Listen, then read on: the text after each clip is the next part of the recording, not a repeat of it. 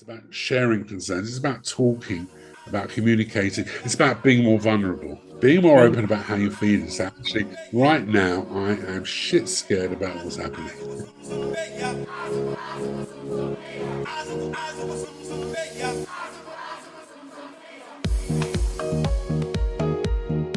Welcome to Solar Flare, the channel where I interview people who inspire me, who are walking their path, living with purpose, and doing something for the betterment and uplifting of self and humanity and the planet. And a man who needs no big introductions is the man himself, the big man with huge solutions, Mr. Andrew Risner. Welcome. It's great to be here. No idea what's going to happen, but I'm just open for a really great conversation. You stood out in my mind as somebody who is really just living their path and wanting to do something to inspire others. We did a workshop together. You were the facilitator back in Greece in 2012. And that was about living your best life. I think that was what it was called, living your best year. It's called How to Have Your Best Year Ever. But people interpret it to whatever they think it is, so I just let them go with it. They can call it whatever they want. It was impacting stuff. I think we unpacked a lot in a very small group within a few days. Yeah, I kind of facilitate very gently and create a space where people can start speaking without realizing they're speaking. And actually, I get people to tell the truth faster. I suppose that's what it is. You know, we only had 4 days with 4 2-hour sessions, and I haven't got time to wait for everything to build up for 5 days for then someone to feel safe. I need it to happen on day one, really. So my aim is always to create a really safe space for people to be able to speak whatever's going on to whatever level is comfortable for them. So normally what happens is someone opens up and that sets the level. So if someone starts sharing, really from the heart, then other people think, well, I'm going to start sharing from the heart. If people start talking superficially, then that's how we'll go until someone actually breaks through and starts really kind of becoming more authentic. I think you do that naturally. I was getting ready for, this meeting tonight, and I thought Andrew gives people the ability to be themselves, all of their authentic self without question. Just be all of me. Yeah, because we know there isn't time to wait. I'll wait until I feel more confident. I'll wait until I feel, well, you have to do stuff to have the feeling. So my objective is always to give people a little experience of what it is they want. If it's people wanting to let go of being very controlling, I may ask them something really simple like putting on socks on in the morning. Okay. So I'm always working the first 5%. What's the first 5% we can do? So you've become the big man with huge solutions. You're facilitating workshops in London and Greece still, I take it. I'm very interested in how you got into this. Do you just wake up in the morning and go, I want to motivate people and start workshops? What do you do? Well, it started off on a blind date. Oh, yeah. When I was chatting to this, this if you want to know how it started, it starts off with someone saying, someone sows a seed in your mind. I was on a blind date with someone that I was really kind of attracted to. I just loved their energy, their humor, and they told me that they took part in this workshop, which changed their life. And I thought, oh, come off it. Nothing does that. That's a lot of rubbish. And I brushed it to one side, and I never saw this person again. I bumped into about a year. We stayed vaguely in contact, like people say, and we did. And I got invited to like a 30th birthday or something. And I always remembered her talking about this workshop that she did, which was like a 3-evening weekend experiential workshop. And I remember her saying, if you don't like it, they'll give you your money back. And I kind of remembered that. And then I was in a relationship which I thought was going to be the relationship. That was going to be it, butterflies and unicorns and sparkles and everything. And it suddenly stopped. And I thought, oh my God, I feel terrible. And I remembered this workshop. So I signed up for it. And remembering, I thought, what have I got to lose? If I don't like it, I won't have to pay for it. And it was 3 evenings and a weekend, and it changed my life. Because I started having a chance to focus in on myself and how I viewed the world, how I allowed people in, how I kept people away, how I was clear about my boundaries and stuff. And after doing it, I remember one of the first things I did was I rang my mother up. I said, "Hi, Mum." I said, "It's not going to work anymore." And she's like, "Okay." Because, I had a mother who lived by guilt trips. She was a travel agent for guilt trips. So that was one of the first things I did. And I decided I wanted to do that for people in business. That was my first thought. Because I changed at work. I was one of these really angry people that walked down the corridor banging the walls when I got annoyed, storming down. Really. Who doesn't? Who doesn't do that, mate? Yeah, I couldn't find a pencil. Where's my pencil? Bang, bang. Yeah. So I changed it. First of all, I changed at work. Then I thought this stuff would be really great for people in business who can't communicate properly, who don't, who are not authentic, who don't talk about what's really happening, and therefore promote people that shouldn't be promoted. I don't, treat suppliers really badly. That was my first initial thought. So I thought, well, how am I going to do it? How am I going to do it? I don't have any training or anything. So I started thinking about, what do I want to do? So I spent a year investigating every form of psychotherapy levels and doing introductory weekends, from humanistic to systemic, Freudian, all of this. And none of that really appealed to me, because it meant sitting, listening to someone when I thought, I know what the solution is. And I can't tell you. I've got to let you come up with it yourself. I thought, what a waste of time this is. So while I kind of admire all the kind of Rogerian approaches, the person always knows what's right for them, sometimes they need a bit of a push. So I thought, well, this isn't right for me. And then I remembered buying some self-help tapes when I was at a business conference. Yeah. And I remember hearing this kind of guru called Milton Erickson, who was a hypnotherapist who never told anyone what to do. And it always stuck in my mind, this mystical Milton Erickson. So I started trying to find out, well, how do I do this? And at that time, you had to go through the whole neurolinguistic programming route to study his work. And then I found actually there was a workshop at a university in East London here where you could do a course. So I signed up for that.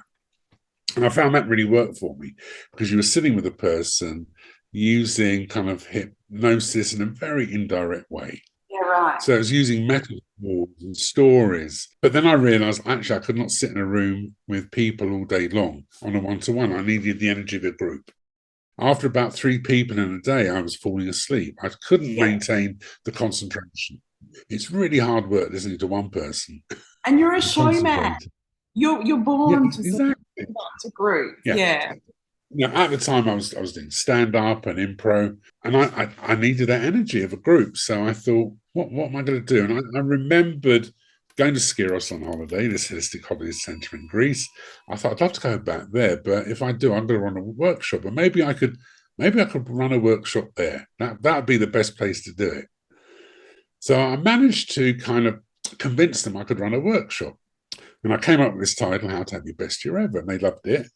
Did you convince them with your sort of hypnosis techniques, or? No, nothing. I think I just went there and was just going to... No, I said, yeah, you will employ me. You will. And you will forget. We even had this conversation. And they said, yeah, come over and run it. And I went thinking, well, what do I do now? I've said I'm going to do a workshop. I'd also, in between then, gone to the States to do a week's facilitation training with a guy called Jack Canfield, who wrote all the Chicken Soup for the Soul books that people might be aware of. I'd heard of him previously when I bought these self-help tapes, when I heard about Milton Erickson. It kind of all ties up in a 6 degrees of separation. So I traveled to Santa Barbara and did this incredible training with him, which he gave you his whole training program. He gave you everything to use, including a manual with every exercise in it detailed. You never get that in training programs. You might go through it, but you never get everything in detail so that you can replicate it. And it was incredibly holistic and warm and loving. So I thought, well, I've got elements from here I can use. I've got stuff from my improvisation background I can use. And I made up a week's program. Went out armed with like a suitcase full of books and notes. Yeah. And every night I'd read up what I was going to do the next day. And it was a great success. It worked really well. However, I went back the next year to run it, and it was an absolute disaster. I thought I knew everything. So there's the danger in actually having an ego. I did some exercise, which I took from a comedy improvisation background on kind of making fun of ourselves, which wasn't the right thing to do with people in a delicate frame of mind. I had people crying their eyes out on day one. Oh, just from it. And people said this wasn't the course you described. I never would have done. Luckily, I that year they'd invited me back a month later, so I could repair everything and learn from that. So it was my biggest lesson ever, just getting it completely wrong. I learned from it, and never, thank goodness, never ever kind of gone wrong since. What are the challenges? That is obviously one, bringing the comedy into trauma.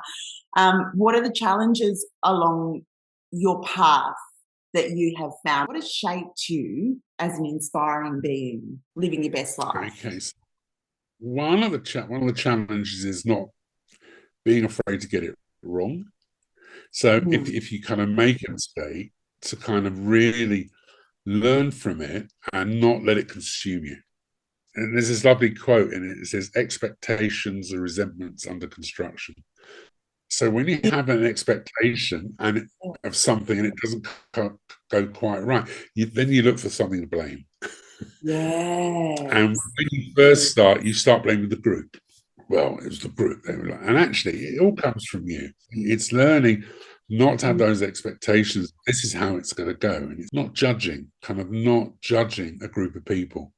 Because every group of people in front of you, the time you see them, look a bit weird. You know, it's a fact. You never met them before, and you can't help but go into judgment. And this is going to be a quiet group. They're going to be angry. They're going to participate. They're going to be speaking all the time. So you really have to let go of all those kind of expectations and prophecies that you make to kind of make things okay for you. So, because it's not about you, it's about them at the end of the day. So really just letting go of all of that and being open to changing. Be able to drop your agenda at any time.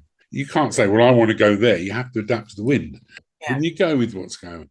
Do you feel that you're living your best life? Do you feel that you are walking your path? Well, it's funny because I was, before we go to this place in Greece, we spent a night in Athens. And one year I was up there with another facilitator who's a brilliant therapist and runs a much deeper group than I do. He has people for longer. A guy called Ari Bodanes. I don't know if you met Ari, from New York. He now lives in Melbourne, actually. And he runs a course called Choose Life at Any Risk, and it's very gestalty. And he said, "Have you had your best year ever?" I said, "Ari, I've had my worst year ever." Because as his expectation, if you run a course called How to Have Your Best Year Ever, then every year is going to be great. Well, it's not. Life's not like that. And I've had some really awful years, and I've had some brilliant years because life is a roller coaster, and for me, it's knowing that when I'm in that depression or the valley, that I will come up from it at some point. It's kind of getting out of it quicker and quicker rather than staying in there longer and longer. I agree. Do you feel that there is something happening on the planet at the moment which is quite extraordinary and maybe propelling us in an evolutionary sense? I love that question. So there's the planet. I think the planet is definitely changing. We know it's changing from the climate. Things are happening there. We know there are huge shifts in politics and violence, and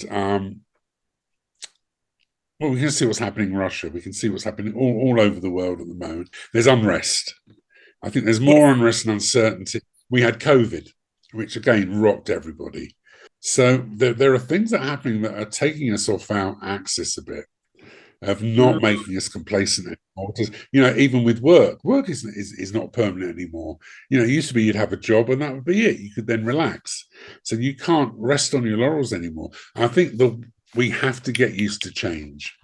And the only person that likes change is a baby with a wet diaper. We don't like change. We do not like change. We're having to face it more and more and quicker. And quicker. We are. Do you think that, so getting used to change is one of the ways to stay grounded through the change or stay centered. I think to stay centered, to realize things are going to change. We haven't got any control over it. What we can do is prepare for it. We can start preparing. Well, it's getting into a mindset of saying, I cannot expect that this kind of course I'm going is going to be there forever. That things will change, that my job may change, and that it doesn't mean, and to have the resilience to be able to deal with it. I think that's one of the key things, is we need more resilience at the moment. How do you form it if you've got none? Well, you form it by just beginning to understand that change will happen and I will deal with it. I will be able to cope with it. And it's about also, we build resilience by sharing more and seeking more support. Rather than thinking I have to do this all by myself. Well, you have to do it by yourself, but you don't have to do it alone. So it's about sharing concerns. It's about talking, about communicating. It's about being more vulnerable, being more open about how you feel. It's actually, right now, I am shit scared about what's happening. Yeah. I'm really worried about work, my relationship, my kids, my friends, whatever it is. But to be able to share and talk about that with someone. I find a lot of people open up to myself. Like, I don't know why, but a lot of people sort of end up telling me their deepest, darkest. I guess because I can hold it to myself. But I'm amazed by how many men in particular, growing sort of, rock god out there, social sort of men, having a great party, come to me and tell me they are riddled with anxiety, that anxiety just keeps them held back in life. And it's hard just to get out of bed and get on with things. I'm just wondering if that comes up. It's a pandemic. It does come. I mean, and anxiety is huge as well, because that comes in with change. So people get very anxious around change. This is why so many people at the moment aren't sleeping well. Yeah. I'm dealing a lot with sleep. I'm being asked to run sleep clinics for companies at the moment for some strange reason. And the number reason why people aren't sleeping is anxiety. They take anxiety to bed with them. Then wonder why they can't get sleep. Because there's no outlet to share the anxiety, to actually, once you start talking about something, things become better, or at least you're not keeping it to yourself. There's another voice there. And I think maybe one of the reasons why people do talk to you is because you're a good listener to people. Well, a lot of people don't listen at all, but you're a very good listener too. So you are the big man with huge solutions. So this is the title you're going by, a link website and whatnot. What I do, I give the tools to show you how that if you do this stuff, you'll be on track. When you start not to have a great year, it's because you go off track. Yeah. You forget some things around being kind to yourself, being loving to yourself, saying no. We did that with you. We had to do scenarios. Oh my goodness. I'm remembering my scenario of the friend who was always asking to borrow money. And then you had the other girl say, come up and act it out and say, can I just borrow that $50? Come on, I really need it. And I had to go, no. And it was really hard to say no in an acting scenario. Loved that. Yeah, you're still doing that? Because something as simple as that, when you stop kind of having those boundaries and you don't have your no, that's when life starts going wrong, because you start accepting stuff that you shouldn't. That's right. You start then having resentments with, and you don't take accountability for it because you weren't prepared to say no. So that was 2012, I think, that we did that. Sorry to interrupt, but that we did that course. Now this is 2023. I literally have just got to, I would say, the end of the major practice of setting boundaries. I was really poor in it up till 2019, so 7 years after that course. And then I my life sort of fell apart big time. And 2021 and 2022 were the worst years of my life. I didn't know if I could get through them. But it was through that I learned how my lack of boundaries and saying no had created an entire life around me where people were willing to walk on me because I was allowing it. If you really need people and they're not there because they've been walking on you and you can't lift them up because you're so down, big wake up call. Yeah. You know, there's that lovely quote, we teach people how to treat us. And I think it says it all. We teach people how to treat us, and we teach them it's okay to do that because we're not clear with our no. And people will always accept a firm no, because they know where they stand.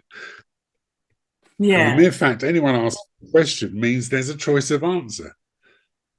Yeah, it's hard though. It's really hard, you know. It's really hard. It's one of the hardest things.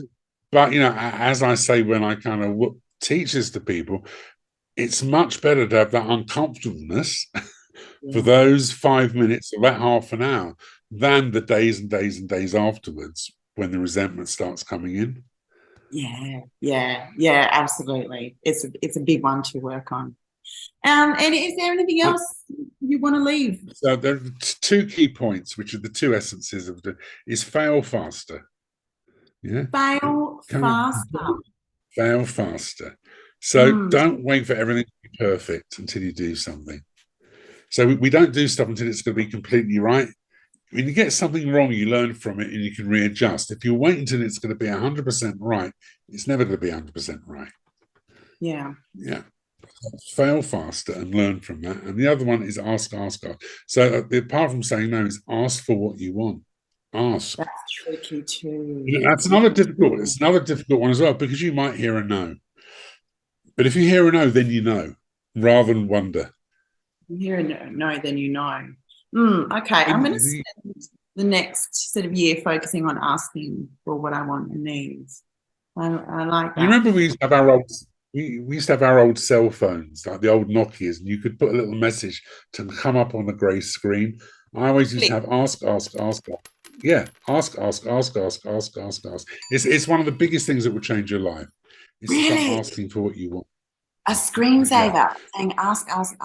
Okay, got that. That's a mouthful. Just to remind you, because we forget it all. Yeah, I'm married to the most gorgeous woman, most gorgeous wife. Absolutely love her. I've got 2 incredible step kids because I took the risk of saying, "Listen, let's come out for dinner." Why would she come out with me? I was 20 years older. I didn't know at the time because I had no idea. Hottie, isn't she? Yeah. And I thought, you know what? If she says no, I'm not going to be any worse off. I'm going to be no worse off. That's very brave. That's very brave. And now you ended up married with 2 kids. Yeah, but again, I've asked people out before, and a lot of them, quite a few have said no, but I'm still no worse off. The same as, if you ask someone to do something and they say no, well, they weren't going to do it before you asked. Yeah. But it's what we tell ourselves when someone says no. It's what we tell ourselves when someone says no. And all they've said is no. You know, we're not the right, at that time, it's not the right time, or we're not the right person, or it's the wrong time. That's all it is. So my 2 things are ask, and fail faster. I'm going to be driving to work tomorrow. Ask. It's going to be a little mantra in my head. It's fairly simple. You can't forget it.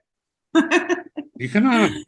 So if everyone right now is to think of the one thing that they're not asking for, and start thinking, okay, why am I not asking for that? Inspiring me again. I thank you very, very, very much for this interview. It's been amazing to catch up with you and hear about your story and how you got there. Yeah, good stuff. Fantastic. I love it. Lovely to see you again. Mr. Risner. Always a fan. Take it easy. Have a lovely rest of your evening now. It's evening where you are. It's midday here. And we'll catch up soon. Bye now. All right. Lots of love. Bye.